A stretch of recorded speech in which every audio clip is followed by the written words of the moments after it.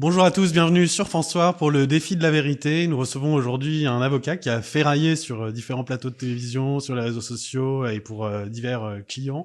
Bonjour Fabrice Divisio, Bonjour. merci d'avoir Merci relevé le à vous. défi.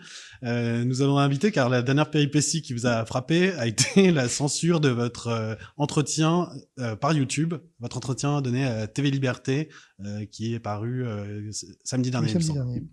C'est intéressant d'ailleurs parce que je me suis amusé à reprendre en partie les différents entretiens que j'ai donnés à Télé Liberté. C'est peut-être le moins pire de tous, au sens où c'est celui où j'ai été le plus soft finalement. C'est ça qui est drôle. En fait. Ce qui prouve quoi? Ce qui prouve que finalement, c'est pas moi qui ai évolué en tant que tel. C'est finalement la liberté qui a évolué dans le mauvais sens. C'est la restriction qui a évolué. Il y a un contrôle aujourd'hui finalement de la parole publique qui est beaucoup plus accru qu'il y avait encore quelques mois. Au sens où, depuis le départ, moi je cultive, notamment sur TV Liberté, la religion de la source. C'est-à-dire de dire, moi je ne donne pas une opinion personnelle, je pose des questions, je me garderai bien d'apporter des réponses toutes faites, mais parfois j'ai succombé à la tentation de donner une opinion personnelle un peu violente. Et pourtant, j'ai pas été censuré. Alors que dans celle-ci, je l'ai pas fait. Est-ce que vous diriez que la politique de censure ou de modération ou de conditions générales d'utilisation de YouTube est complètement irrationnelle? Je pense que c'est amusant de constater pourquoi on a été censuré. On en sait quelque chose chez François. On a été censuré parce qu'on ne respecterait pas les consensus scientifiques autour de l'auto-isolement d'un côté et du port du masque de l'autre. Ce qui est amusant, c'est qu'on n'a pas abordé le sujet. Ni l'un, ni l'autre. Il faut quand même préciser que pour YouTube, les informations médicales incorrectes sont des informations non approuvées par l'OMS. Alors, ce qui en soi déjà... Non mais, soit, mais qu'est-ce que j'ai dit qui n'est pas approuvé par l'OMS? Alors c'est encore pire. On aurait pu me dire, le seul truc sur lequel on aurait pu me reprendre, c'est quand j'ai dit à propos d'Emmanuel Ménard que finalement la question de l'utilité du masque à 4 mètres d'une jauge en demi-jauge, d'une assemblée en demi-jauge, pouvait légitimement se débattre. Mais en réalité, quand je dis ça, c'est que je donne corps à la théorie de l'OMS selon laquelle l'aérosolisation est marginale. Ah oui, mais ça fait plus d'un an qu'on a des médecins médiatiques qui s'excitent sur l'aérosolisation. Si vous voulez, mais n'empêche que l'OMS, comme le ministère de la Santé français, continue de parler de gouttelettes et subsidiairement d'aérosolisation. Et donc, qu'est-ce que vous dit le gouvernement français à cet égard? Que le masque en intérieur, il est important quand c'est mal ventilé et que la distanciation sociale n'est pas possible. C'est pas moi qui le dis, c'est le ministre de la Santé qui le dit. Donc...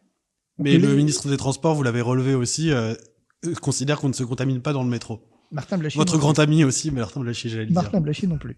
Mais c'est un fait que, donc, concrètement, Emmanuel Ménard portait un masque qui n'était pas utile. Mais on a immédiatement rajouté, Élise Blaise a immédiatement rajouté, c'est l'obligation prévue par la loi. C'est vrai. Donc, en quoi a-t-on, en disant cela, démérité, et plus exactement, en quoi a-t-on violé les standards de l'OMS? Au contraire, c'est ceux qui sont sur les plateaux télé et qui disent que c'est totalement aérosolisé, peu importe que ce soit vrai ou pas. Et ce qui est amusant, c'est que nous, on a interrogé, pour le coup, Martin Kriegel, donc à Berlin, qui, lui, est un partisan de l'aérosolisation à tout prix et comme mode exclusif de contamination. Il aurait pu se faire censurer. Quand vous dites nous, c'est votre chaîne TV, voilà. Votre chaîne YouTube Divisio TV. On aurait pu imaginer qu'il soit censuré en disant mais non, c'est pas conforme à la convention de l'OMS. Non, lui, c'est passé. Donc c'est intéressant.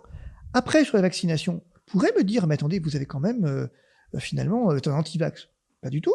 J'ai quand même pris soin de dire qu'il semble, au regard des données dont nous disposons, qu'en effet, ça protège des formes graves, en tout cas c'est ce qui semble ressortir, et que la question de savoir si la contamination est évitée par le vaccin ou pas reste en débat, quoique nous disposions de 2 études préliminaires qui n'ont pas convaincu le CDC américain, qui sur son site, mais que ça reste à définir, tandis qu'il lance un essai clinique géant auprès des étudidaient. Le CDC, c'est l'équivalent de la NSM, la NSM français. Bien. Qu'est-ce qui a été dit là-dedans qui serait contraire aux standards définis par l'OMS? Et ça pose un problème intéressant sur le plan de la liberté. C'est que YouTube, du coup, est devenu quoi? Un organe de propagande gouvernementale au sens large ou une plateforme qui permet une information du public? Et quand il dit c'est contraire aux standards de l'OMS, la question que je me pose, c'est qui est là pour en décider? Est-ce que c'est un algorithme où on a rentré les standards de l'OMS? Ou est-ce que c'est un mec derrière son écran qui a la liste des standards de l'OMS et qui dit non, ça c'est pas conforme, ça c'est pas conforme, ça c'est pas conforme? On voit bien que ni l'une ni l'autre des solutions n'est tenable. Et on voit bien que derrière ce qui est en train de se dérouler, c'est qu'au fond, ce qui est amusant, on pourrait ouvrir le débat 10 secondes. Qui ment? C'est moi ou c'est ceux qui oublient de dire que l'AMM est conditionnelle? L'autorisation de mise sur le marché des vaccins est conditionnelle. Est-ce que c'est un crime que de dire qu'il y a une autorisation d'urgence qui répond à un besoin de santé publique dans l'urgence, mais que dès lors les standards de vérification n'ont pas été complètement achevés? C'est sans doute pas encore un crime, mais ça s'apparente presque à du blasphème aujourd'hui. Vous avez dit on croit au vaccin comme on croit dans une religion. Oui, mais il est là le problème, c'est que c'est pas moi qui dis ça. Je veux dire, on voit bien qu'aux États-Unis, il y a un mouvement qui commence à naître pour supprimer le caractère conditionnel de l'autorisation sur le marché. Donc on voit que ça pose problème. Que si vous rajoutez conditionnel derrière et que vous expliquez aux gens ce que c'est que conditionnel, bah après ils devront se décider librement de savoir s'ils acceptent ou pas. Et est-ce que c'est pas ça qu'on cherche à supprimer? Une liberté de choix. C'est une question intéressante. Mais alors on pourrait, dernière question, se poser le débat autrement. On n'a qu'à instaurer une obligation vaccinale. Pourquoi on le fait pas? Alors c'était votre troisième hypothèse, justement des motifs éventuels de censure par YouTube, qui étaient vos propos sur le pass sanitaire. Mais mes propos sur le pass sanitaire. Vous avez dit on a transformé le pass vaccinal en pass sanitaire par un tour de passe-passe, si on peut dire. Mais par un tour de passe-passe, c'est pas moi qui le dis. La Commission européenne, lorsqu'elle instaure le pass sanitaire européen, que dit-elle? Elle dit exactement dans l'exposé des motifs, ou en tout cas dans le propos préliminaire, que le pass vaccinal n'est pas possible, parce qu'il constitue une discrimination. Et elle va au-delà de ce que je dis, puisqu'elle dit une discrimination non pas seulement pour ceux qui ne peuvent pas se faire vacciner, pour ceux qui ne souhaiteraient pas se faire vacciner. Et dès lors, dit-elle, ça constitue une discrimination réparée par le pass sanitaire. Donc, le pass vaccinal avait été un temps pensé en France, il est pensé en Allemagne, mais il est notoire que la Commission européenne nous dit que c'est discriminatoire et que dans l'espace inter-européen des États membres, on ne peut pas l'instaurer. Mais du coup, on refourgue en fait le pass initialement vaccinal en le rebaptisant sanitaire et en élargissant d'autres critères pour la même logique finalement. Bah oui, mais ça pose un autre problème alors. C'est de se poser la question de savoir sur quoi repose l'efficacité supposée de ce pass sanitaire. Qu'en attend-on? Combien de contaminations vont être évitées? Sur la base de quelles preuves? Et nous en arrivons toujours au même problème. C'est-à-dire que, est-ce que je prends une mesure sanitaire ou est-ce que je prends une mesure politique sous considération sanitaire? C'est pas la même chose. Et moi, j'ai pas de problème à ce qu'on prenne une mesure politique. Mais alors, il faut pas la présenter comme sanitaire. Il faut dire, ouais. Vous dites d'ailleurs que la politique dite sanitaire n'est plus sanitaire depuis un moment et qu'elle est en tout cas beaucoup plus politique, quoi. Mais cette crise est politique, elle n'est plus que politique. Bien sûr que cette crise est politique. Bien sûr que c'est une gestion politique. La preuve, c'est que finalement, quand vous avez l'opposition qui, c'est ce que j'avais évoqué chez TV Liberté, quand vous avez l'opposition qui concrètement, Madame Ménard, force de frappe de l'opposition, vient vous expliquer à la tribune que au fond, on va pas assez vite sur les vaccins. Mais ça veut dire quoi, pas aller assez vite sur les vaccins? Que suggère-t-elle? Qu'on vaccine les enfants dès la naissance jusqu'à la mort? C'est ça l'idée? Alors quand vous entendez Karine Lacombe dire, comme sur ce week-end dernier sur les plateaux de télévision, qu'il faudra vacciner les enfants, que c'est inévitable selon elle, ou au moins les adolescents, ça vous paraît lunaire comme déclaration? Et là, il y a un premier problème dans votre question. Vous dites quand vous entendez Karine Lacombe. Moi, j'écoute pas Karine Lacombe. Donc déjà, c'est mal parti, quoi. C'est-à-dire Karine Lacombe, quand elle parle, je zappe. En fait, il faudrait essayer... Non, alors, je vais vous dire un truc, il faut tester un truc. Écoutez Karine Lacombe sans le son. C'est vachement plus drôle. C'est plus efficace et plus drôle, parce qu'au moins vous vous marrez, avec ses mimiques, avec tout ça. Et en fait, c'est extraordinaire. C'est-à-dire, c'est extraordinaire. Mais sinon, mis à part ça, Karine Lacombe, faut juste... ça mérite même pas qu'on en parle de Karine Lacombe. Karine Lacombe, c'est personne. Elle est personne. C'est personne que dalle. Rien du tout. Personne, que dalle. Mis à part BFM, qui écoute Karine Lacombe? Alors, écartons le sujet Karine Lacombe, revenons à la vaccination des enfants ou des adolescents. Pour vous, c'est un non-sens en l'état actuel de la science? Vous en avez la preuve formelle. C'est-à-dire? C'est Karine Lacombe qui le propose. Non, mais c'est vrai. Je veux dire, à partir du moment où Karine Lacombe vous propose une mesure, vous pouvez être à peu près sûr Que globalement, c'est l'inverse qu'il faut faire. D'ailleurs, si on suit la logique de YouTube, vous avez ironiquement relevé ça. L'OMS préconisant de donner les doses de vaccination des pays riches, plutôt que de les donner aux enfants, les donner aux pays les plus pauvres. Karine Lacombe devrait être censurée sur YouTube. Martin Blachier, lorsqu'il vient vous expliquer qu'on a un virus totalement aérosolisé qu'on ne savait pas avant, ou Jérôme Marty ou tant d'autres, eh bien, devrait être censuré, puisque ça n'est pas dans les standards de l'OMS.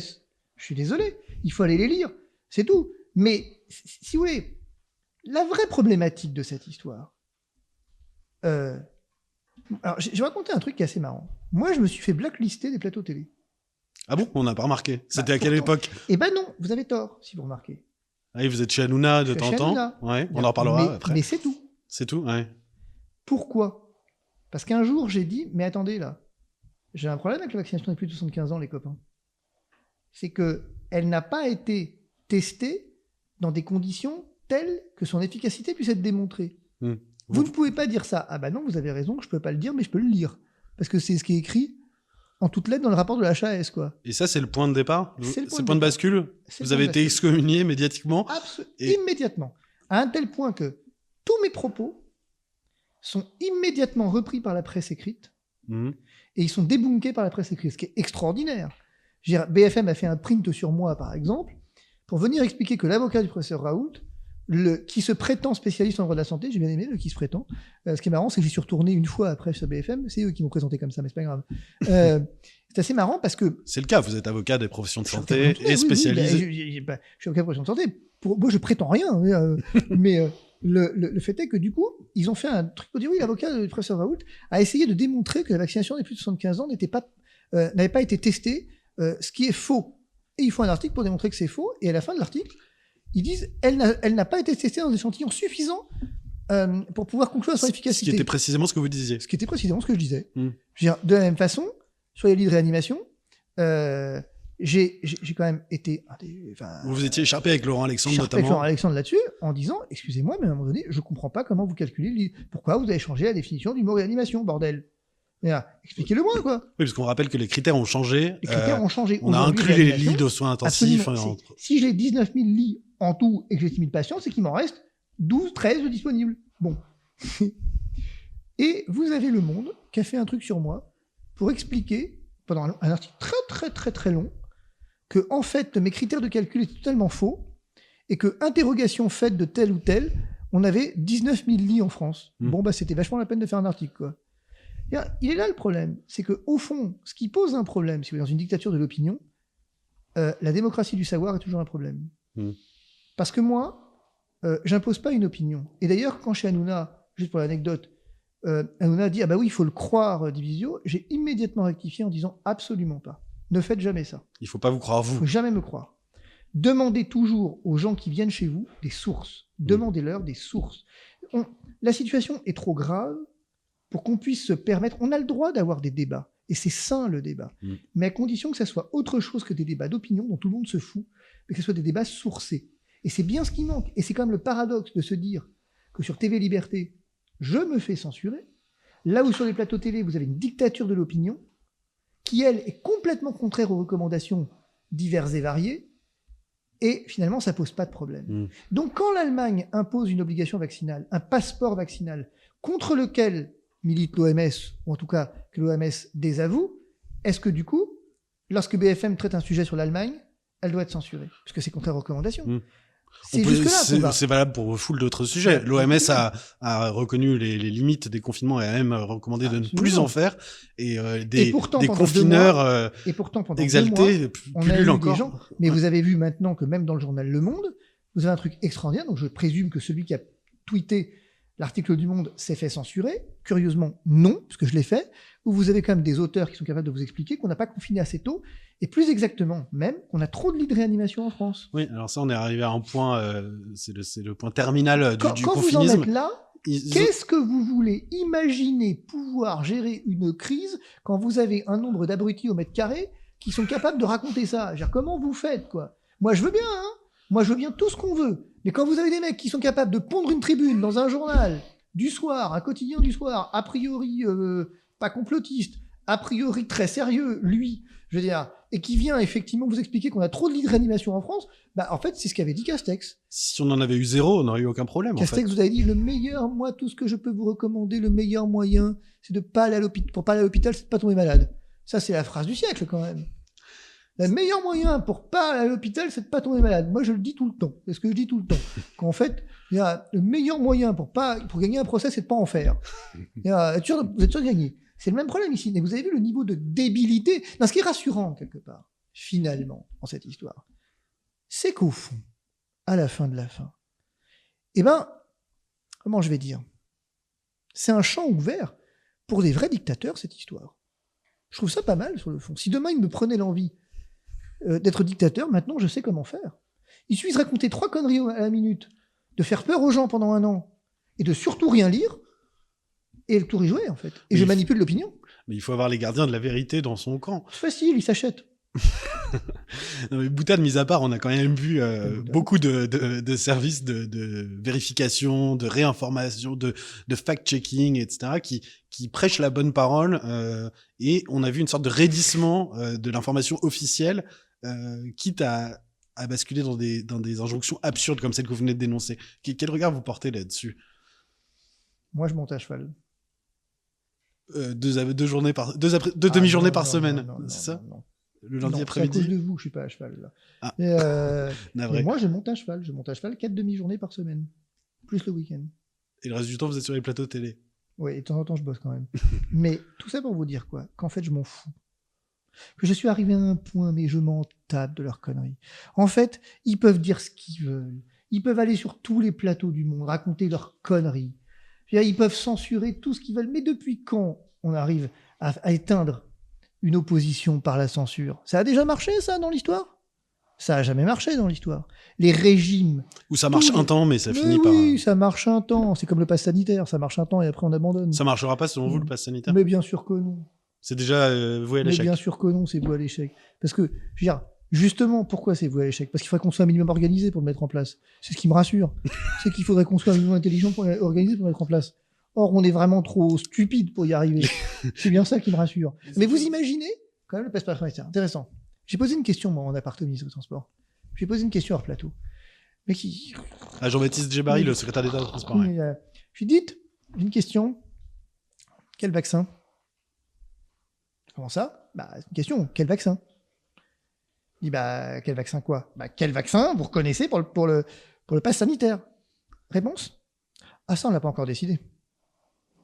Extraordinaire, quand même. Oui, c'est fabuleux. Ouais. C'est fabuleux. C'est comme, à propos de l'OMS, d'ailleurs, l'OMS a déconseillé de multiplier, de varier les doses de vaccins, de se faire vacciner avec un vaccin A et ensuite une deuxième dose avec un vaccin B. Alors qu'en France, on nous expliquait il y a quelques semaines encore qu'il n'y avait pas de problème. Et extraordinaire. Olivier Véran lui-même revendique que ça te fait vacciner avec de vaccins différents. Si vous arrivez et que vous dites c'est pas possible, parce qu'on n'a pas de données, ça s'appelle pas de l'évidence-based médecine, ça, on vous dit complotiste. Au bout d'un moment, il vous reste plus qu'à dire ouais, c'est vrai. Et alors? Moi, je veux dire, non, pas complotiste. Il y a les complotistes face au con tout court. C'est une question de choix. Mais je veux dire, à un moment donné, si vous voulez, dans cette histoire, moi, ce que je trouve extraordinaire, c'est qu'on parle de complot mondial. On dit, maintenant, ça y est, médias, pour certains. Alors, je suis content parce que Martin Blachier a dit un truc super sympa. Votre meilleur ennemi. Mais non, mais c'est vrai, il a dit un truc super sympa dans le Parisien, qui a fait une enquête sur moi. Il a dit, mais il n'est pas complotiste du tout, lui. Merci, Martin. Oui, vous privilégiez l'hypothèse de la bêtise. Je le redis, ce que je vous disais tout à l'heure. Quand vous avez des mecs qui ouvrent des jauges sanitaires sur terrasse et qui se posent la question, qui le disent en plus, ils disent ouais, on est en train de réfléchir à la question de savoir si les types des clients des terrasses pourront aller aux toilettes à l'intérieur. Quand vous avez des mecs qui disent ça, ils peuvent pas être à l'origine d'un complot. Il faut être intelligent pour être complotiste, merde. Non, mais je suis désolé, excusez-moi, mais enfin, il y a des mecs qui planchent toute la journée pour ça se poser aux chiottes à l'intérieur du restaurant. Mais ce qui est tragique, c'est qu'on s'habitue, ça fait des mois. Je vous rappelle quand même le décret des sapins de Noël. Mais voilà, typiquement. Le décret des sapins de Noël, c'est extraordinaire. Comment voulez-vous qu'on puisse penser que ces mecs ont un plan organisé alors qu'ils sont en train de réfléchir sur le sapin de Noël, sur le se chiottes comme vous êtes, et vous avez vu le coup des terrasses? Oui, mais demi-jauge. Mais on vous répondra que ça fait partie du plan. Non, mais c'est partie du plan. Quoi, de passer pour un con? Ils le font particulièrement bien, alors. Les demi-jauges, vous alliez dire? Non, mais je veux dire, la demi-jauge, c'est extraordinaire. On vous dit, En extérieur, écoutez, quand vous pouvez pas être en demi-jauge, vous pouvez être en jauge complète. Mais il faut des feuilles de séparation entre les tables. Il y a un mec qui a réfléchi dans un ministère et qui a dit tiens, on va mettre des feuilles ou des plexiglas comme chez TPMP, mais après, Ou peut-être pire, peut-être un consultant payé. Un consultant payé à prix d'or. Et moi, ce que je trouve extraordinaire à propos de consultants, tiens, McKinsey est censé gérer la logistique vaccinale. Je sais pas ce que c'est, la logistique vaccinale, peu importe. Là encore, notre nullité nous a forcé à une certaine prudence. J'espère qu'on les a payés très cher quand même, parce que je veux dire, même dans la vaccination, ils ont échoué. Alors, allez vous dire, bon. Il y a quand même plus de 10 millions de Français, plus de 20 millions de Français vaccinés maintenant. Alors tout va bien. C'est bon, on est sauvés. C'est bon. Donc il n'y aura plus d'épidémie, donc on peut nous foutre la paix. Alors c'est bon, c'est réglé. Donc plus besoin de passe sanitaire. Mais parce que regardez, ce qui est extraordinaire par exemple. Vous voyez, un truc intéressant, passe sanitaire. L'immunité collective. Ça, c'est un truc qui est extraordinaire. Le même jour, vous avez, je sais pas qui en France qui vous balance le chiffre 54 millions. C'est le Conseil de stratégie vaccinale, tiens. Pas compris quoi il y a tellement d'organismes qu'on s'y perd. 54 millions. Et le même jour, le CDC américain vous dit, on sait pas quel est le seuil. Ben, en France, on a des idées. On n'a pas de vaccin, mais... On n'a ni vaccin, ni pétrole, et on n'a plus d'idées non plus, apparemment. Non, mais si vous voulez, blague à part, ce qui est vrai que dans cette histoire, il y a un truc. C'est qu'au fond, c'est géré à l'emporte-pièce depuis le premier jour. Mais comme tout, je veux dire.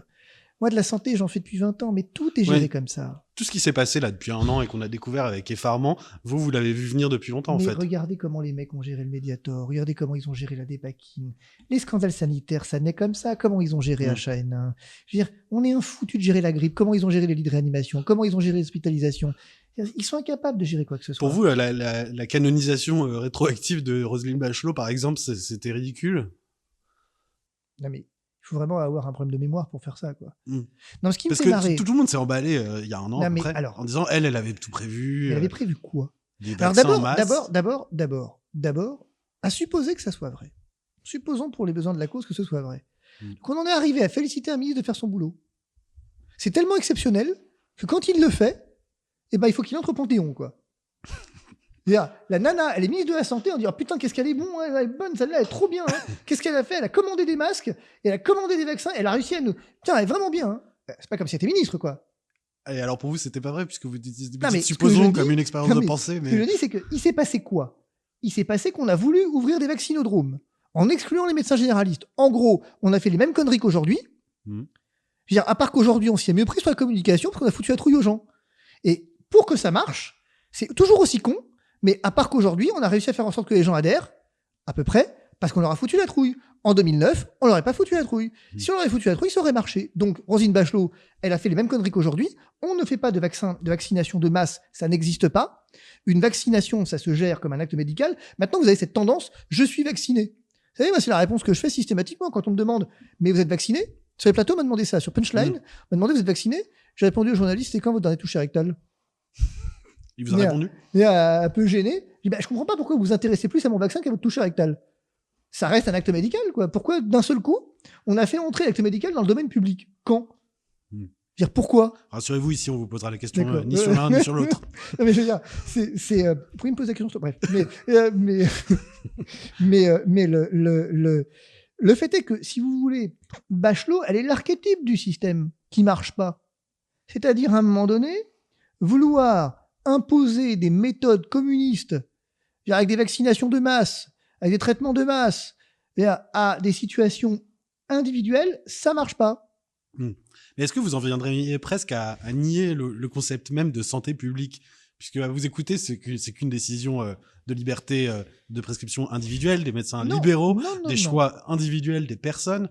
La santé publique, ça n'existe pas? Eh ben, vous avez parfaitement raison de souligner le débat. On a confondu 2 registres, la santé et la santé publique. Et c'est très intéressant, ça. La question du traitement n'est pas un problème de santé publique. C'est un problème de santé. C'est un rapport individuel entre un médecin et un patient. La question du nombre de masques pour protéger une population, des soignants, et du nombre de lits de réanimation, est de la santé publique. Or, si vous remarquez, c'est intéressant ce qu'on a fait. On s'est immiscé dans les domaines qui relèvent de la santé et on n'a pas fait de santé publique. Tout le monde a fait de la santé, mais pas de la santé publique. Quand je commence à mettre mon pif dans les traitements, quand je commence à dire, lui, il a... qu'est-ce qu'a dit Emmanuel Macron en septembre? Le débat scientifique est clos. Donc l'autorité politique décide à la place de l'autorité scientifique, des scientifiques, quand le débat se clôt. Et pour autant, derrière, en termes de santé publique, on n'a pas de politique de santé publique. Pour une raison très, très claire, je vais vous dire. Parce que la santé publique, ça coûte cher et ça rapporte rien. C'est clair. Mais on n'a pas de politique de santé publique. Mais ça coûte encore plus cher de la désinvestir. Mais ce que vous semblez... Ce qu'il faut bien comprendre, c'est qu'on n'a pas de politique publique tout court. On n'a pas de politique de la justice. Ouais. La justice, effectivement, elle manque de moyens, elle manque de cohérence. On n'a pas de moyens, on a des problèmes. Donc on n'a pas de politique judiciaire. On n'a pas de politique carcérale. On n'a pas de politique de sécurité. On n'a qu'à voir ce qui se passe. Nous avons déserté le champ du public au détriment du champ de la communication. Ouais. Si vous regardez cette crise, elle est une manifestation très claire de ce qu'on fait d'habitude. On communique. C'est ce qui m'a valu de dire depuis 1 an, mais fermez-la et bossez. Il est là le problème. C'est que les journalistes, finalement, que eux communiquent, qu'on bosse, enfin, c'est leur boulot. Mais le politique, son boulot, c'est pas la communication. Ça en fait partie. Ça en fait partie à moindre mesure. Son vrai boulot, c'est de gérer, en fait. Or, si vous regardez cette crise, elle a été communiquée, mais pas gérée. Ouais. Et vous faites le parallèle avec d'autres domaines de l'État. Pour vous, en gros, l'État, plus il est impuissant, plus il devient tentaculaire dans les petites choses au lieu de gérer les grandes. Et vous regardez, pourquoi est-ce qu'on a autant, vous disiez tout à l'heure, on s'y perd avec toutes les instances. Pourquoi on a autant d'instances? C'est une bonne question. Parce que dès qu'il y a un problème, on en crée une nouvelle. Pourquoi? Parce que les existantes ne fonctionnent pas, je suppose, c'est ce que vous voulez dire. Non, parce que personne ne sait prendre de décision. Ah, donc c'est un problème de courage, c'est pas un problème d'organisation structurelle. C'est un problème de connaissance et de courage. D'accord. Regardez quand Emmanuel Macron, Dieu sait l'amitié que je lui porte, mais regardez effectivement... Non, on ne sait pas, mais on apprend des choses. Voilà, quand Emmanuel Macron tout à coup se décide à faire le gouvernant, à jouer quand il enlève son costume de Ken et que tout à coup effectivement il revêt son costume de président de la République, l'un dans l'autre, on peut critiquer les choix qu'il fait, mais au moins il en fait. Quand il a dit non, je confinerai pas, en janvier, il a dit non, je confinerai pas. Ok, après il a lâché, mais parce qu'il a eu peur. Mais au moins, il assume. Il prend une décision. Et il a assumé le caractère politique de cet acte. Il a assumé le caractère, mais il a raison. Ce qui, 1 an avant, était il a raison. Dissous dans la science. Il a raison. La, la santé publique, c'est de la politique publique. Donc, il a raison. Je veux dire, et pour le coup, nous, ce qui est intéressant, c'est que fondamentalement, si vous regardez, quand le politique prend une décision, il l'assume, ou il l'assume pas, mais il la prend. C'est Clémenceau qui disait, pour gouverner, il faut être en nombre impair, et 3, c'est déjà trop. C'est exactement ça. Vous diriez, vous, pour leur reprendre aussi, que la santé publique est une chose trop sérieuse pour être confiée aux médecins? Évidemment. Non mais, d'où le médecin a une compétence en santé publique? Qu'est-ce que c'est que cette histoire? On l'a bien vu. Alors, je vais vous dire un truc. S'il y a un truc qu'on a appris dans cette crise, c'est que si vous voulez planter une épidémie, confiez-la aux médecins. Là, vous êtes sûr qu'effectivement, si vous n'avez pas de problème avant, vous en avez après, quoi. Mais parce que la santé publique, elle est aux confins de plusieurs domaines. C'est aussi technoc, là. Oui, c'est ça. Aux confins de plusieurs domaines. Je veux dire, la politique de santé publique, elle a forcément lieu avec la politique de la précarité, de l'emploi. Regardez, typiquement le confinement. À supposer que le confinement soit une bonne chose, ce qui n'est pas le cas, mais à supposer que ce soit une bonne chose, vous devez forcément faire la balance avec toutes les conséquences que ça va induire sur le plan des politiques publiques. Le médecin, lui, il en a strictement rien à foutre. Mais parce que c'est pas son boulot. Son boulot, quoi qu'il en pense, c'est d'aller soigner des gens. Pas d'aller sur un vie, pas d'aller sur BFM. Il y a quand même un truc que je me demande dans cette crise. C'est quand est-ce qu'ils bossent, les médecins? Pardon, hein. Mais un mec comme Juvin, ça c'est un truc, ça restera un des grands mystères de cette crise pour moi. Ça m'a traumatisé ce truc. Philippe Juvin, donc, qui est le chef des services des urgences de l'hôpital Pompidou. Non, c'est pas possible. Non, c'est pas possible. Non, c'est pas possible. Vous savez bien que chef de service, c'est un rôle qui est plus politique que médical. Ce type peut pas être... Ah bah oui, sa politique, il l'est. Mais il peut pas être chef. C'est pas possible que ce type ait mis un jour, un pied cette année dans son hôpital. Ou alors la nuit. On l'y a vu. La nuit. Si vous l'y avez vu, c'est qu'il y avait des caméras. Là, c'est mauvais signe. Qu'est-ce que je veux dire par là? Je veux dire, depuis quand Philippe Juvin a-t-il une compétence en santé publique? Oui, mais vous, votre compétence, c'est de défendre des clients. On vous a vu beaucoup aussi sur les plateaux de télévision. Ah non.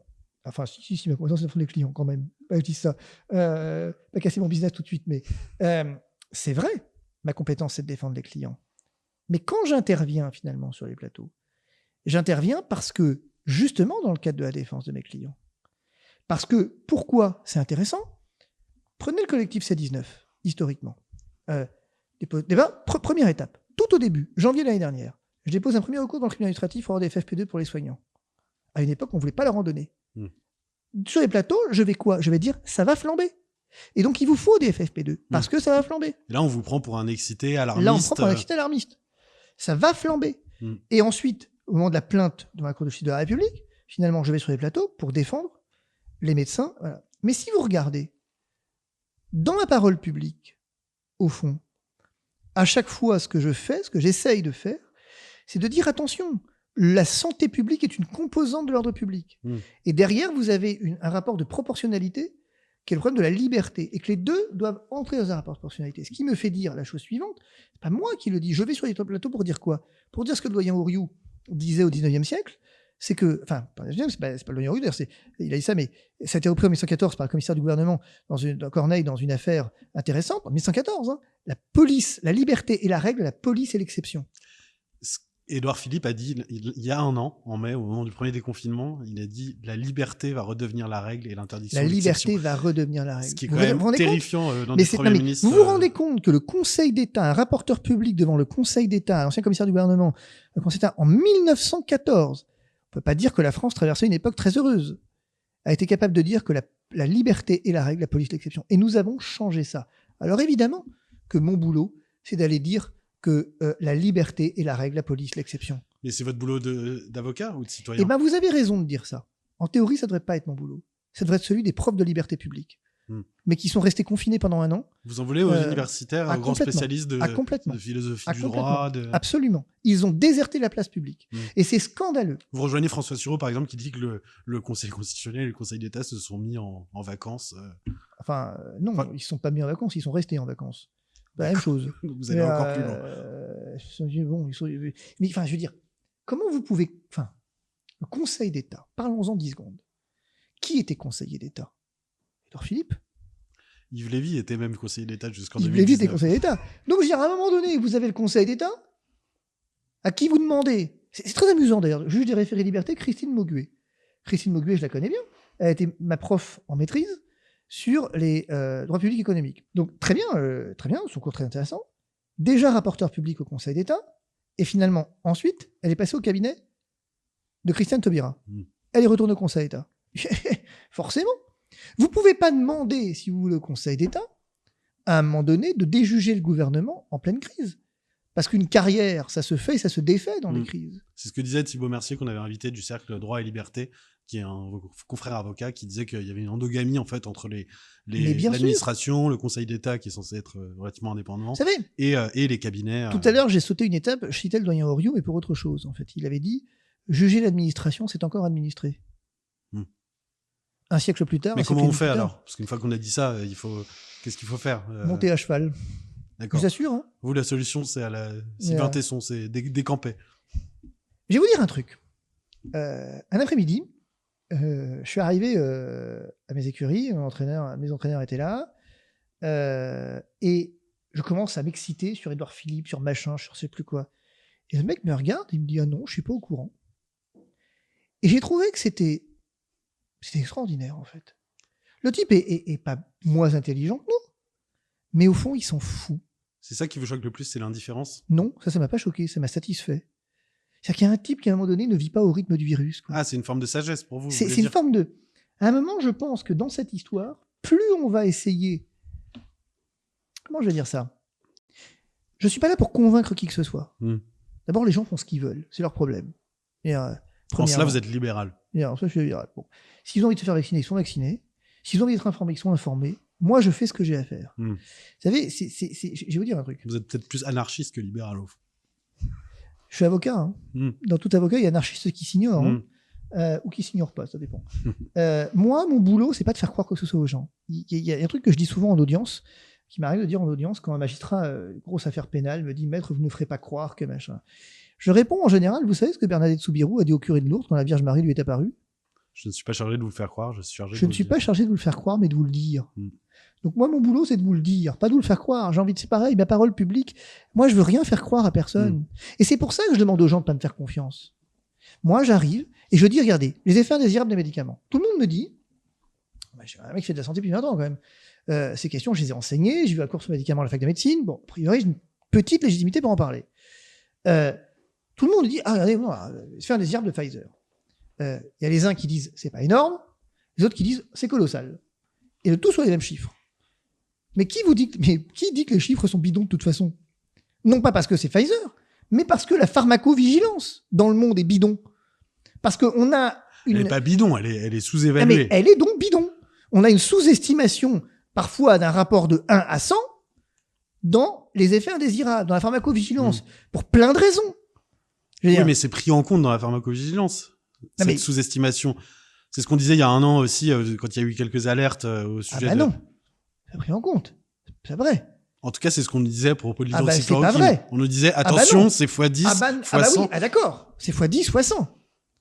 Donc ça veut dire que concrètement, aujourd'hui, quand j'ai des effets indésirables de la vaccination, bah faut les multiplier par les ratios qui sont ceux habituellement admis en matière d'effets indésirables de pharmacovigilance. C'est tout. Et pour vous, Pfizer, si on multiplie par les ratios en question, le bénéfice-risque n'est plus évident? Et ben vous voyez que c'est là où je m'arrête. Allez, là, on rentre dans le champ scientifique qui n'est plus le vôtre. Moi, c'est là où je m'arrête. D'accord. Moi, je dis ça, j'en sais rien. Ok. Moi, j'en sais rien. Moi, je dis, ce que je sais, c'est que vous vous étripez tous sur des chiffres qui sont bidons. Restituez-les. Et quand vous venez me dire, Pfizer, c'est sûr, parce que c'est, voilà les estimations, je vous dis, je comprends pas. Et maintenant, on m'a inventé un truc. On m'a dit, voilà, autrefois sur un plateau, quand j'ai dit ça, on m'a dit, ouais, mais en fait, c'est super surveillé, Pfizer. Donc, c'est pas vrai, en fait. Ah ouais, donc tous les médicaments du monde, depuis qu'on a de la pharmacovigilance, sont tous sous-estimés. Mais là, tous les vaccins du monde sont tous sous-estimés. Mais celui-là, il y a une parenthèse dans l'histoire qui fait que tout à coup, il ne l'est pas. Vous savez bien que... Oui, mais vous savez bien que la santé publique n'a jamais été... fut-elle pervertie, n'a jamais été autant au centre des attentions. Donc, on peut quand même supposer qu'il y a une vigilance accrue autour de ces vaccins. Moi, je suppose rien. Moi, j'attends qu'on me le démontre. Si vous voulez, avant de faire confiance à un mec qui a volé une voiture, un collier, une maison et 10 000 balles, je vais quand même lui demander de faire un petit peu gaffe quand même. Hein, On aura compris, vous faites allusion aux multiples condamnations très lourdes qu'ont subies les grands laboratoires pharmaceutiques. Si vous voulez, pharmaceutiques. pourquoi tout à coup, ça c'est extraordinaire, quand même. Tout à coup, on m'explique que non. Comment pouvez-vous ne pas faire confiance à l'industrie pharmaceutique? Non, la question c'est comment pouvez-vous faire confiance? Mais oui, mais elles sont quand même à l'origine des médicaments. Oui, ce que vous dites, c'est que j'ai pas le choix. Mais parce que l'État s'est désinvesti de la recherche, donc il faut bien que quelqu'un le fasse. Bon, mais pour autant, en quoi ça change le fait de savoir si je peux leur faire confiance ou pas? Vous voyez ce que je veux dire? Il y a à un moment donné une perversité du raisonnement, c'est ça qui me perturbe. Ce qui importe dans le monde dans lequel on vit, mais si vous voulez, on paye le prix de ce qu'on a semé, je le redis. Hein. Nous avons voulu une société de la toute-puissance. Nous avons voulu une société de l'immédiateté. Nous avons voulu rejoindre Paris et New York en 4 heures. Nous avons voulu tellement de choses contradictoires entre elles, qu'à un moment donné, on découvre qu'une épidémie, ça vit et ça meurt comme ça veut. Et que l'influence que nous avons dessus... Marginale. Moi, quand on me dit Israël, la vaccination, ça a marché, je dis oui, mais l'année dernière, il n'y avait pas de vaccin en Israël. Et pourtant, ça a chuté. De la même façon. Et en Palestine, on vaccine peu. Et en Palestine, on vaccine peu, c'est pareil. Liban, c'est pas... Bon, au Texas, on vaccine... Bon. C'est pas trop bon. Il y a le Portugal, maintenant, va tellement bien qu'il file des renforts au Cap-Vert. Bon. C'est pas inintéressant comme truc. Et donc, je dis, attendons l'hiver. Et voyons ce qui se passe. Ah bah non. Bah pourquoi non? Non mais enfin, on peut pas attendre. Mais pourquoi on peut pas attendre? Mais parce qu'il y a une pandémie. Ouais, enfin bon, elle est là depuis 1 an quand même. Donc ça a changé quoi, attendre 3 mois? Mais c'est des milliers de morts en plus. Enfin maintenant, Mexico a dit qu'il traitait, on peut peut-être imaginer de commencer à y penser. Regardez, truc intéressant par exemple. L'ivermectine, c'est pas bien parce que c'est complotiste. Ok. Mais il y en a d'autres des traitements. Il y en a d'autres. Il y a la fluvoxamine. La fluvoxamine, on en est où? Personne n'en parle, c'est difficile de savoir. La fluoxétine, moi, là, on va avoir sur notre chaîne le type qui est à l'origine quand même des essais cliniques, qui vous dit, mais c'est un truc qui est extraordinaire, ce truc. Ça révolutionne vraiment la prise en charge. Pourquoi on n'en veut pas? C'est une bonne question. Alors, d'un côté, on m'explique qu'il y a une pandémie, mais de l'autre, on accepte l'idée de se faire vacciner avec une AMM conditionnelle. Pourquoi pas? Vous savez très bien pourquoi on n'en veut pas. C'est parce que si c'est approuvé, les AMM conditionnels du vaccin sautent. Alors, oui et non. C'est là tout le débat. Mais c'est intéressant ce que vous dites. Ça pourrait sauter si et seulement si le vaccin n'était pas immunisant. Parce que si vous prouvez que le vaccin empêche la transmission, alors dans ces cas-là, le vaccin peut garder son AMM conditionnel. Oui, parce qu'il a une valeur ajoutée par rapport, au traitement. Ouais. Mais la vérité, c'est que personne n'en voudra alors. Oui. C'est ça le problème. C'est que la balance bénéfice-risque n'est Parce que regardez, une perversité du raisonnement de plus. Parce que personne ne se fait vacciner que pour les autres. C'est ça que vous voulez dire en fait. Bah non, on se vaccine pour partir en vacances. Ce qui vous atterre. Non mais ce qui m'atterre, c'est que je trouve ça extraordinaire, cette société de la solidarité, où on se vaccine pour partir en vacances. C'est un truc qui m'a... Bon. Je préfère mes chevaux plus... En fait, dans une société d'ânes, les chevaux, c'est pas mal, en fait. Mais le truc, c'est que, regardez, il y a un truc qui m'amuse. La blague, quand même. Le vaccin, quand je dis... Non, mais les effets à long terme du vaccin, on a une idée, là, quand même, là. Mais pourquoi tu voudrais que des effets à long terme? Bah, parce qu'il y en a. Ça s'est vu pour le vaccin sur H1N1, par exemple. Ça se voit à chaque... Mais tous les médicaments ont un effet à long terme, plus ou moins marqué, mais il y en a. Et ça sert à ça, les essais cliniques longs, d'ailleurs. Ok. Mais pourtant, on vient me parler des Covid longs. On me dit qu'il y a des Covid longs. Donc le Covid long, si je comprends bien, c'est un effet à long terme du Covid. Oui. Qui est donc effectivement un problème, c'est vrai. Mais donc, l'effet à long terme du Covid est un problème, mais l'effet à long terme du vaccin n'est pas un problème.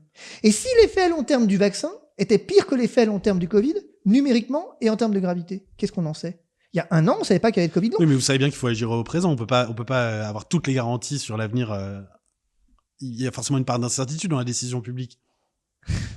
Alors, à l'instant T, on n'aura jamais toutes les certitudes absolues. Alors, la question qui se pose, c'est quelle est la part d'incertitude? Si, attendez, il faut distinguer ce qui relève de la part d'incertitude de ce qui relève de la méconnaissance. Oui. Si vous ne savez rien, l'incertitude est totale. La certitude est totale. Et dans ces cas-là, vous avez un problème sur votre politique publique. Vous ne pouvez pas, et je vous rappelle quand même que l'évidence-based médecine, la médecine donc fondée sur les preuves, elle dit qu'il vous faut un niveau suffisant de preuves pour pouvoir agir finalement. Regardez, il y a un truc qui m'amuse. Pfizer, adolescent, fièrement annonce 400 tests cliniques, 400 essais cliniques sur les adolescents. Vous vous souvenez de l'histoire de la chloroquine? Imaginez demain, moi j'arrive sur BFM, je dis mais mec, chloroquine c'est vraiment le remède miracle. Hein, j'ai 400 personnes là. Bon, il y a quelques décès, mais peu finalement. Hein, peu. Bon, il y a quelques thromboses, mais peu. Peu. Hein. Bon, il y a quelques mecs qui vont pas très bien, mais peu. Hein. Mais le reste, il va bien. Hein. On le met sur le marché. Vous imaginez ce que ça donne? Pourtant, ce vaccin, ça pose aucun problème.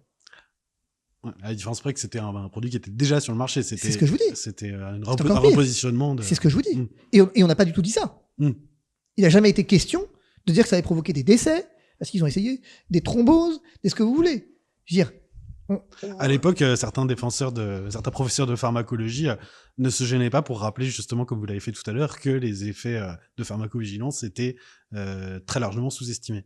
Mais les mêmes, maintenant que c'est pour le vaccin, retrouvent le même de poids de mesure et ils les oublient de préciser. Eh bien, je suis d'accord, les effets sont très largement sous-estimés. Mais qu'on applique le même raisonnement au vaccin, alors. C'est que ça que vous dites. Admettons ça. Et posons-nous la question de savoir, est-ce qu'il y a eu des pharmacovigilances plus graves dans la chloroquine ou dans les vaccins? C'est tout.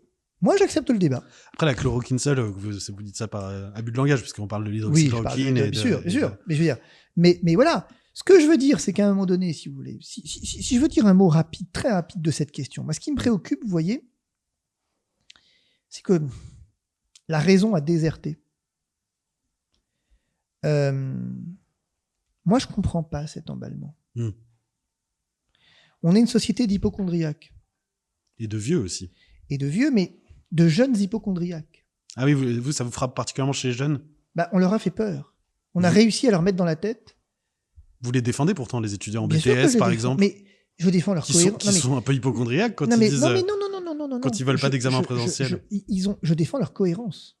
D'accord. Ce que je veux dire, c'est que ce que je défends, c'est à un moment donné de dire, attendez, vous pouvez pas dire à des gens, pendant un an, vous allez tous mourir. Tous sans exception. Mais bon, tu peux être enfermé à 400 dans une pièce, ça pose aucun problème. Mais par contre, en terrasse, tu sais pas si tu peux épicer dans un restaurant. Bon. Non mais je veux dire, si vous voulez, c'est ça le problème. On a fait flipper tout le monde. Et aujourd'hui, ce qui m'inquiète, c'est ça. C'est que si vous voulez, comment je vais dire, prendre le pouvoir, si vous voulez dominer une société, bah, il faut l'affaiblir. Il y a 2 champs qu'il faut affaiblir. 3 champs. Le champ économique, le champ spirituel et le champ de la rationalité. Ne faites plus que les gens ne réfléchissent plus, qu'ils ne croient plus en rien et qu'ils soient pauvres ou très riches. Et vous avez les ingrédients pour faire ce que vous voulez des gens. Et pour vous, ces ingrédients sont réunis aujourd'hui? On peut se poser la question. La disparité, en France en tout cas, s'est creusée entre les très riches et les très pauvres. Vous avez entendu beaucoup de religieux gueuler sur ce qui s'est passé. Pas tellement. En Irlande, on vient chasser les gens des églises. En Belgique, on en est toujours à 15 dans les religieux de culte. En France aussi, la liberté de culte a été... Absolument. Aux États-Unis, on a interdit l'extrême onction aux malades. Bien, ça c'est le spirituel. Et le champ de la rationalité a définitivement déserté au profit du camp de la peur. Et le champ économique a été différé quand même par beaucoup d'aides. Oui, mais finalement, on sait tout ce qui va se passer. La facture va arriver quand même. Bien sûr. On sait tous que les salles de sport, là, elles vont morfler comme jamais, puisqu'elles doivent accueillir 50% des clients. Mais 50% des clients, c'est d'abord ceux qui avaient un abonnement qui leur a permis de tenir pendant un an. Donc, on a un stock, mais on n'a pas de flux. On va rouvrir, mais étrangler, quoi. Bien sûr. Et alors, dernier point quand même sur la rationalité, on a fait croire aux gens quelque chose de très fort, qui, moi, m'indigne, si vous voulez. Ça m'indigne profondément. C'est que la peur et la vertu, la peur et la prudence, c'est la même chose. On a fait peur aux gens pour qu'ils soient prudents. Sauf qu'on n'a pas compris que les deux s'opposent. Ouais. La prudence est une vertu. C'est une vertu cardinale. Je veux dire, la peur, c'est pas une vertu. La peur, c'est le contraire de la vertu. Avoir peur, c'est au contraire ce qui a... Quand j'ai peur, je ne peux pas exercer la vertu. Parce que du coup, je ne peux pas me servir de mon intelligence. Or, j'ai besoin de mon intelligence, donc j'ai besoin de prendre du recul. La peur, elle est de l'émotion. Elle n'est pas de la raison. La vertu est de l'ordre de la raison. Oui, mais la peur est légitime aussi. On ne peut pas diaboliser la peur par... La prudence est légitime. Oui, mais avoir peur conduit à être prudent. Non, jamais. Elle relève de l'instinct de survie sans lequel on ne ferait pas... L'instinct de survie, c'est de l'émotion. C'est à l'instant T. Mais si vous ne pouvez pas effectivement fonder un comportement sur la peur, vous le fondez sur la prudence. Là, il faut reprendre Aristote. Non, vous le fondez effectivement sur la prudence. Pourquoi ? Parce que la prudence est une vertu, une disposition de l'âme. Oui, mais en tant que parent, votre biographie Twitter mentionne père en premier mot. Oui. Vous pouvez avoir peur pour vos enfants, par exemple. C'est parce que oui, mais je ne fonde pas mes décisions sur la peur. Je les fonde sur la prudence. J'ai peur quand mon enfant va en boîte de nuit. Quand la boîte de nuit rouvriront. Pour autant, la question, c'est pas est-ce que j'ai peur. Ouais, c'est ça. La question, c'est pas est-ce que j'ai peur. C'est est-ce que les conditions dans lesquelles il va y aller sont conformes à la prudence. Est-ce qu'il y va avec une voiture sûre ? Est-ce qu'il y va en roulant de manière, est-ce qu'il y va sans être alcoolisé, etc. Et où va-t-il ? Et en sachant que ma peur ne peut pas guider mon comportement. Sinon, si c'est ma peur qui guide mon comportement, il sort pas. Ouais. Bien sûr que j'ai peur quand il sort. Mais justement, je dépasse mon émotion par ma raison. Ce qui guide mon agir, c'est pas mon émotion, c'est ma raison. Vous savez, j'ai un exemple très précis là-dessus. C'est les hypocondriaques qui n'ont pas voir le médecin. Vous avez un phénomène assez intéressant des gens qui n'ont pas voir le médecin, qui ont peur d'avoir une maladie grave, et qui donc ont peur d'avoir une maladie grave, et parce qu'ils ont peur d'une maladie grave, ne vont pas voir le médecin, ou au contraire, ils vont tout le temps. C'est le fou qui cherche ses clés près du lampadaire. C'est ça. C'est à un moment donné, vous avez l'émotion qui a pris le pas. Et là où ça devient dangereux, c'est quand l'émotion prend le pas, bah du coup, vous pouvez retarder un diagnostic. Parce que vous n'avez pas été conduit par la prudence. Or, c'est ce qu'on fait depuis un an. Des gens ont eu peur d'aller chez le médecin, au sens littéral. Donc, ils ont effectivement pour d'autres pathologies. Donc, on a un agir, on a favorisé socialement un agir basé sur l'émotion. Vous contrôlez un peuple sur l'émotion. Si vous voulez faire passer un message et que vous voulez adhérer à un message, la propagande, c'est quoi ? C'est jamais que de l'émotion. Vous ne faites pas appel à la raison et notamment à la vertu. Surtout, vous ne transformez pas... Vous savez que la vertu s'oppose au vice. Vous transformez les gens en êtres vicieux plutôt qu'en êtres vertueux au sens philosophique. C'est-à-dire quoi ? Des comportements alimentaires compulsifs, vous les enfermez, vous leur donnez gratos du porno. Vous avez un truc intéressant l'année dernière. Tous les sites porno se sont mis à fournir des accès gratuits pendant le temps du confinement. C'est intéressant quand même ce truc. On a encouragé l'obésité, on a encouragé l'oisiveté, mais tout ça c'est le vice. Ça s'appelle le vice en philosophie. En métaphysique comme en logique, c'est du vice. La vertu, c'est de sortir. La vertu, c'est de dominer ses peurs. La vertu, c'est de traiter les malades, c'est de les prendre en charge, de savoir repérer les signes d'alerte. C'est ça la vertu, c'est la prudence. Si vous regardez, on a fait exactement le contraire. Donc on a une société aujourd'hui qui est émotionnellement adolescente, une société qui est émotionnellement complètement déstabilisée et dont la raison n'a pas été travaillée. Donc pendant un an, elle a été guidée par la peur, et maintenant vous faites comment pour récupérer ça ? Eh bien vous leur dites, si tu ne te vaccines pas, tu ne pourras pas aller en vacances. Vous voyez, de nouveau. Bien. On n'est pas sorti de la peur. Non, on n'est pas sorti de la peur. Alors, avant de finir, je voudrais juste vous poser 3 questions qui fâchent, parce que vous êtes au défi de la vérité, et je vous mets du coup au défi d'y répondre. Vous avez, et vous êtes l'avocat notamment d'associations de victimes qui poursuivent Olivier Véran, Édouard Philippe, Agnès Buzyn et autres responsables devant les tribunaux. En tant qu'avocat, c'est tout à fait légitime, vous allez me répondre. Mais en tant que citoyen, est-ce que vous adhérez à la pression pénale que ça met sur nos dirigeants qui gouvernent du coup avec une épée de Damoclès? Ah bah putain, heureusement qu'ils gouvernent avec une épée de Damoclès. Il va falloir en mettre quelques autres alors, parce que bordel. Est-ce que c'est viable? Puisque Non, vous dénoncez en même temps la politique de la peur, mais ils ont eu tellement peur de prendre attendez. des mauvaises décisions dont ils auraient dû répondre devant la justice. Alors j'ai une question à vous poser. Ils ont peur de quoi? Du retour de bâton judiciaire. Ah bah putain, la Cour de justice de la République, elle a un taux de condamnation inférieur au tribunal pour enfants. C'est-à-dire, ça Bah, représente c'est-à-dire quel que, taux? franchement, donnez-moi le nombre, concrètement, de peines d'emprisonnement prononcées par la Cour de justice de la République, depuis son histoire. Concrètement, on arrive à un taux de peine, de dispense de peine même, qui est supérieur à celui de la juridiction pour enfants, dont le rôle n'est pas de punir, mais d'accompagner. Et donc, ces types-là ont peur d'une justice qui est plus laxiste que le juge pour enfants. Bon, d'accord.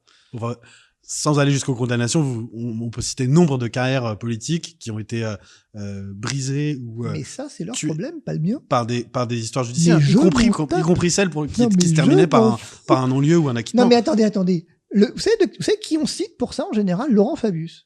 On dit, vous vous rendez compte, ça a brisé sa carrière politique, le sang contaminé. Enfin, il est président du Conseil Le constitutionnel. mec, il est président du Conseil constitutionnel quand même. Moi, ça a brisé sa carrière présidentielle. Son destin présidentiel. Moi, mes clients, médecins, réanimateurs, pour certains d'entre eux, lorsqu'ils sont poursuivis pénalement, c'est autre chose quand même. Hein. Une anecdote rapide. Gamine de 16 ans, compliqué, diagnostic compliqué, très compliqué après un accident de la route. Mon client fait le diagnostic, il le fait tardivement, mais c'est le seul à le faire. Chirurgien, il y a un gros problème, machin, la fille meurt. J'entends l'avocat général à l'audience dire « Oui, Madame le Président, il en a sauvé d'autres, mais celle-ci, il ne l'a pas sauvée. Et c'est pour celle-ci qu'il est jugé. » Lui, on se pose la question de savoir, derrière, comment il va retourner. Il s'est pris 6 mois d'emprisonnement avec sursis, plus une interdiction d'exercer la médecine pendant 1 an, alors que concrètement, les experts unanimes à la barre sont venus, et non des moindres, dire que de toute façon, elle était morte en arrivant à l'hôpital, et qu'il pouvait le faire le diagnostic à J1, à J3, elle serait morte. Lui, vous pensez qu'effectivement quelqu'un s'est soucié de sa carrière? Personne s'en est soucié. Pourquoi est-ce qu'effectivement ce serait valable pour un homme politique? La question qu'on peut raisonnablement se poser, c'est est-ce que oui ou non, le droit aujourd'hui soumet les hommes politiques au droit commun? J'ai envie de dire, la réponse est oui. Alors où est le problème? Ils ont qu'à faire voter, ils ont essayé d'ailleurs, une suppression, parce que tout le monde a oublié que la suppression que tout le monde félicitait de la Cour de justice de la République était accompagnée d'une autre mesure, qui était celle de ne punir les ministres que pour les délits d'action, et pas pour les délits d'abstention. Ce qui fait que si la réforme était passée, on n'aurait pas pu ici. Mais dites-moi, quand la commission d'instruction commence à enquêter, donc la question qui peut raisonnablement se poser, c'est moi est-ce que cette, disons-le différemment, est-ce que cette question est posée au président de la commission d'instruction? Donc, qu'est-ce qu'on aurait voulu? Que le président de la commission d'instruction dise « Non, je vais pas me saisir parce que vous comprenez, le temps politique est pas favorable. » Mais alors, c'est quand le temps politique favorable? Le droit connaît un seul temps. Avec un état d'urgence indéfini, c'est vrai que c'est pratique du coup. Et alors, quand Raoult, il est poursuivi, c'est le bon temps? Le mec, effectivement, il sauve pas des vies, lui? Lui, c'est pas lui, non, lui, ça compte pas. Je veux dire, c'est intéressant comme débat. Quand les mecs qu'on poursuivi, qu'on prescrit de la chloroquine ou que sais-je, sont poursuivis, ça compte pas pour le coup. Qu'est-ce qui fait qu'à un moment donné, j'aurais un régime d'exception pour les hommes politiques? Et si on le veut, on n'a qu'à le voter pour qu'on n'assume pas. Mais d'un côté, on réclame plus de transparence. On a cette république exemplaire qui finalement se transforme en république bananière. Il est là le problème. C'est qu'au nom de l'exemplarité, finalement, on se transforme en république bananière et à chaque fois qu'on met en œuvre le droit, on dit non mais vous comprenez, vous avez déstabilisé l'action publique. Maintenant ça va être de notre faute, tiens. Les mecs font n'importe quoi depuis 1 an, ça va être de notre faute. Parce que quand ils n'ont pas commandé les masques au départ, c'était de notre faute. C'est intéressant comme débat. Quand au départ ils ont rien foutu, alors que l'Italie flambait, qu'on a regardé ailleurs et que Macron appelait à aller au théâtre, ils ont attendu d'être poursuivis pénalement pour raconter autant de conneries. Donc, si vous voulez, moi, ce que je retiens de cette histoire, c'est que la connerie, finalement, ils n'attendent pas d'être poursuivis pour l'affaire. Et peut-être que le fait d'être poursuivis les empêche un peu d'en faire. Et peut-être que le père Macron, pour le coup, dans cette histoire, le président de la République, s'est peut-être dit que le confinement, là, s'il continuait comme ça, et que des gens commençaient à mourir du confinement, il allait peut-être justement avoir une difficulté avec son gouvernement. Ou pénale, ou politique. Et que donc la responsabilité, elle est au cœur de la décision. On est tous responsables. Regardez, vous dites un truc qui plaît pas, vous êtes censuré. Je dis un truc que je plais pas, je peux être poursuivi. Et donc les seuls qui seraient à l'abri de ces poursuites, c'est les gouvernants. Et changeons la Constitution, faisons-nous annexer par la Chine et tout sera bon. Hein. Ça me fait penser à Figaro, quand effectivement Vincent Trémollet de Villers, sur un plateau, s'indignait. C'était à cette séquence que je pensais. Ouais, s'indignait de ce qu'on perquisitionne un ministre le jour où il allait faire une déclaration. Mais bordel, il fait que ça, des déclarations. C'est justement tout le problème d'ailleurs. Mais il ne fait que ça et c'est tout le problème. Et donc concrètement, il a fallu que les magistrats appellent le ministre en disant « Excusez-moi, monsieur le ministre, est-ce que je peux venir perquisitionner le 18 ? C'est-à-dire dans 1 mois et demi, réunissant police et gendarmerie.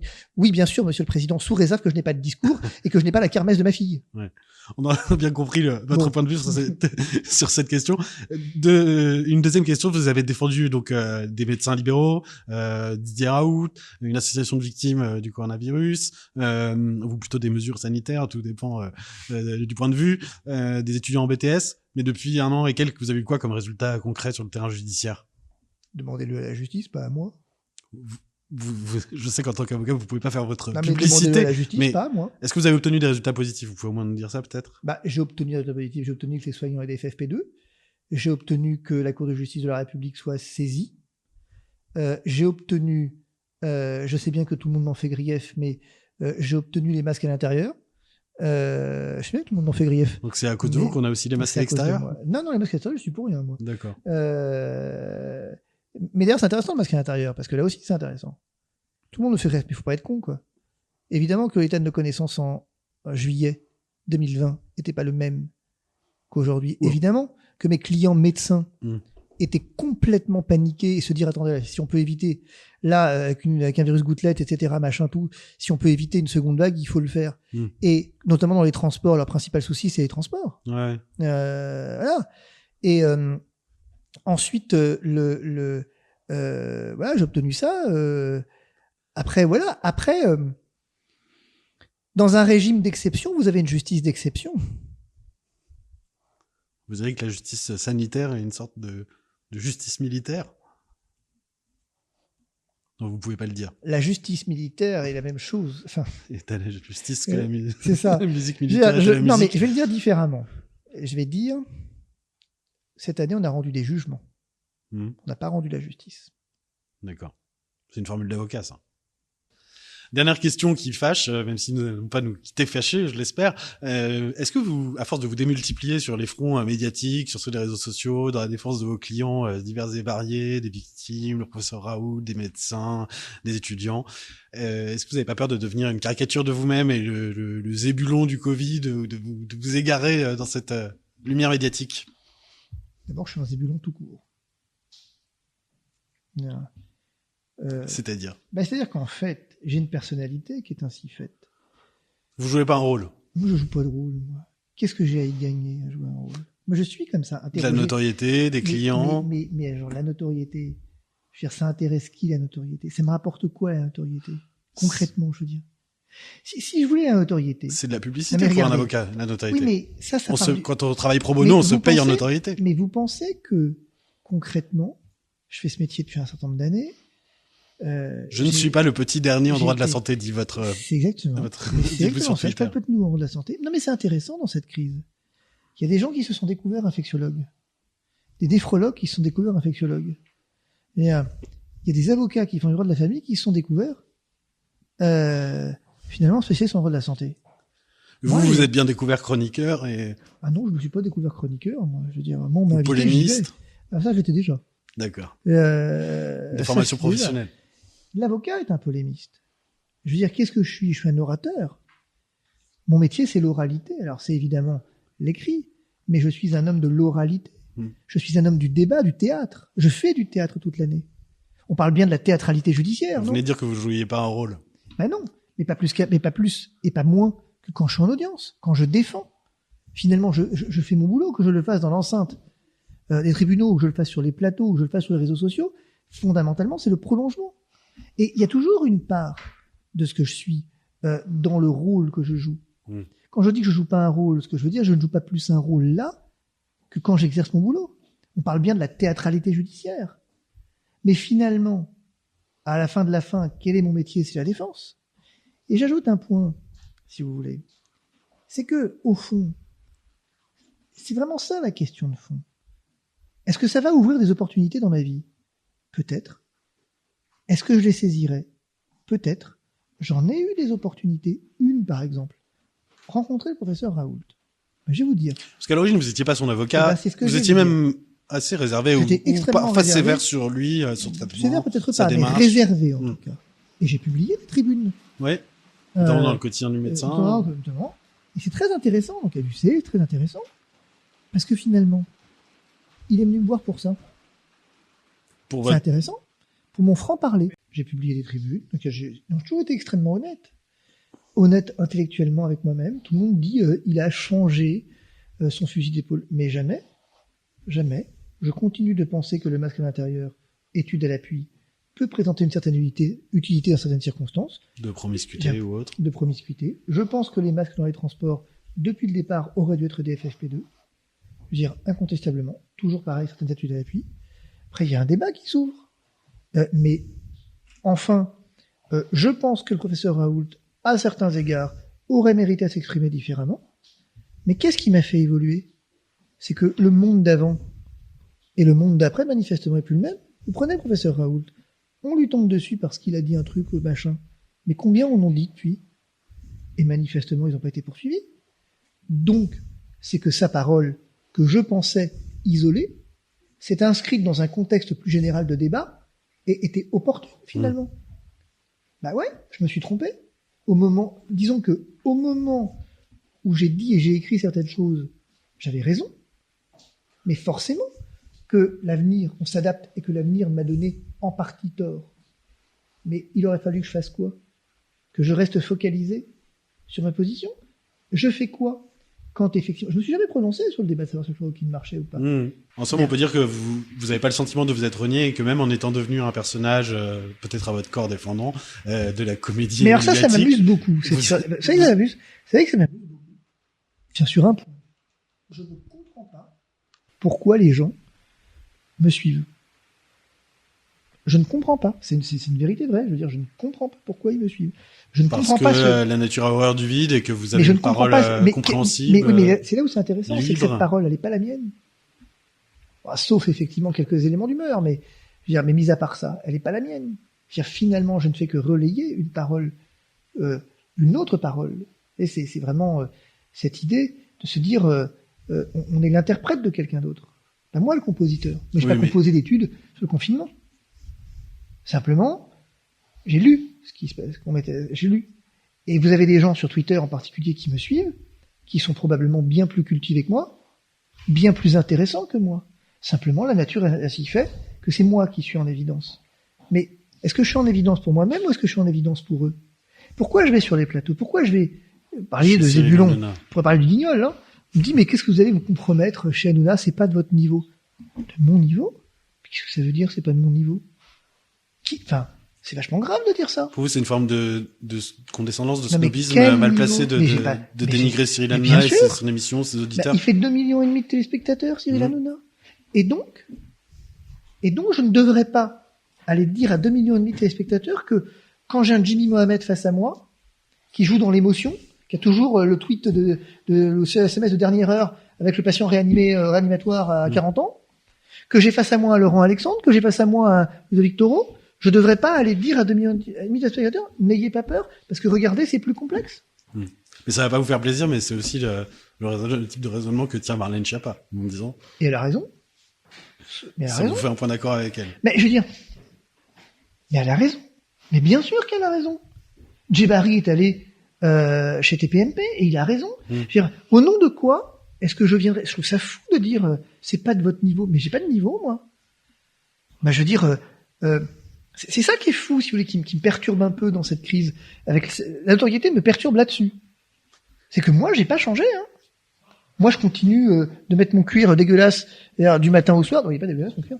Mais ensuite, effectivement, je continue de monter à cheval, ce que j'ai toujours fait. J'ai un cabinet qui continue de tourner comme il a toujours tourné. Et du coup, ça nous permet quoi, d'avoir un cabinet qui tourne, de savoir de quoi on parle et de se mettre à disposition gratos.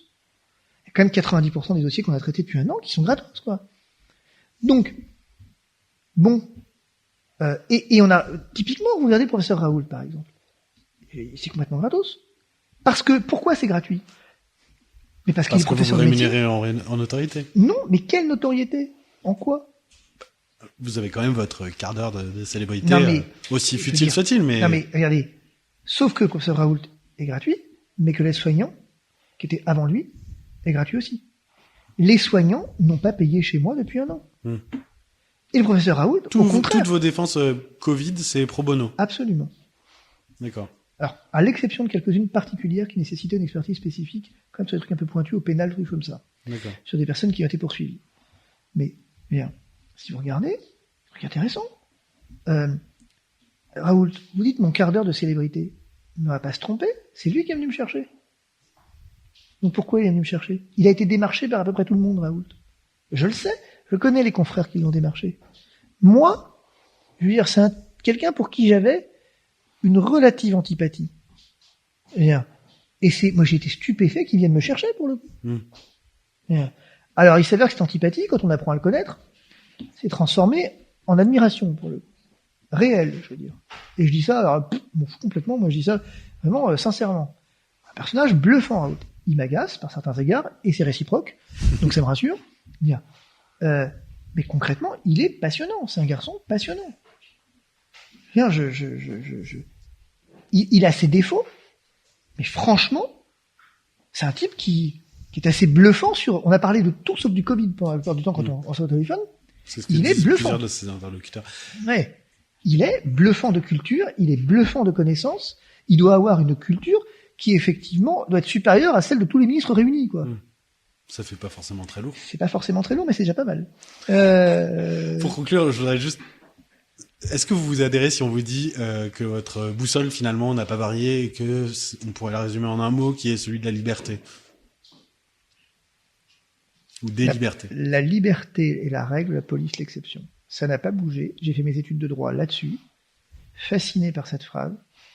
Et je continue de dire, quand il y a une phrase que j'aime beaucoup, elle n'est pas de moi, donc je peux le dire, c'est un de mes copains qui a agrégé les facultés de droit, qui dit en temps de guerre, d'épidémie, en temps de guerre, le droit et le navire le juge le capitaine.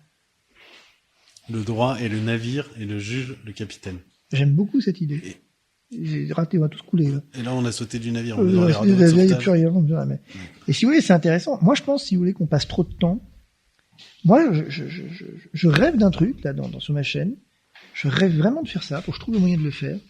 D'interroger, de laisser la parole à des gens qui me suivent, sur Twitter, par exemple, et qui sont des gens bien plus passionnants que je pourrais l'être. Vous voulez devenir une plateforme de connaissances et de débats? Je veux devenir une plateforme d'expression. Je veux que les gens puissent s'exprimer. Oui, expression libre. Je veux que les gens puissent témoigner de ce qu'ils ont vécu pendant ce Covid. Je veux que les gens puissent témoigner de ce confinement, de combien il leur a fait mal. Je veux aussi qu'ils puissent témoigner de leur espérance du monde d'après qui n'a pas eu lieu finalement. On rêvait tous d'un monde d'après lors du premier confinement. Le monde d'après, c'est le monde d'avant. Pas au rendez-vous. C'est ça. Entendu, espérons que vous relèverez ce défi sur votre chaîne Divisio TV, on le rappelle, sur YouTube. Merci beaucoup Fabrice Divisio d'avoir relevé le défi de la vérité. Merci à tous de nous avoir suivis sur France Soir. À bientôt. Au revoir.